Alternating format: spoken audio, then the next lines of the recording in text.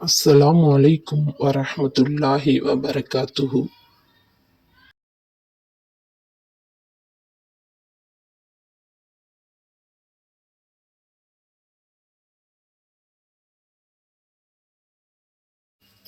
அளவற்ற அருளாளனும் நிகரற்ற அன்புடையோனுமாகிய அல்லாஹ்வின் பெயரால் ஓதுகிறேன். மனிதர்களே, நீங்கள் உங்கள் இறைவனுக்கு பயந்து நடந்து கொள்ளுங்கள். அவன் உங்கள் அனைவரையும் ஒரே ஓர் ஆத்மாவில் இருந்து உற்பத்தி செய்தான். ஆரம்பத்தில் அந்த ஒருவரை படைத்து அவரிலிருந்து அவருடைய மனைவியை படைத்தான். பின்பு அவ்விருவரிலிருந்து ஆண்கள் பெண்கள் என பலரை இப்பூமியில் பரப்பினான். ஆகவே அத்தகைய அல்லாஹுவுக்கு நீங்கள் பயந்து நடந்து கொள்ளுங்கள். அவனைக் கொண்டே நீங்கள் உங்களுக்குள் ஒருவருக்கொருவர் வேண்டியவற்றை கேட்டுக்கொள்கிறீர்கள்.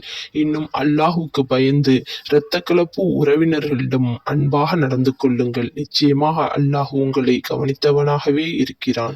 நீங்கள் அனாதைகளின் பொருள்களை அவர்கள் பருவமடைந்த பின் குறைவின்றி அவர்களுக்கு கொடுத்து விடுங்கள். அதிலிருந்து நல்லதுக்கு பதிலாக கெட்டதை மாற்றி விடாதீர்கள். அவர்களுடைய பொருள்களை உங்கள் பொருள்களுடன் சேர்த்து விழுங்கி விடாதீர்கள். நிச்சயமாக இது பெரும் பாவமாகும்.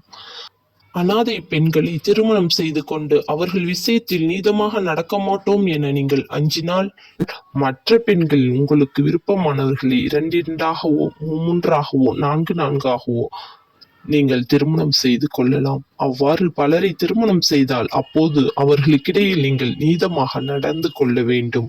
நீங்கள் நீதமாக நடக்க முடியாதென பயந்தால் ஒரு பெண்ணை மட்டும் திருமணம் செய்து கொள்ள வேண்டும்.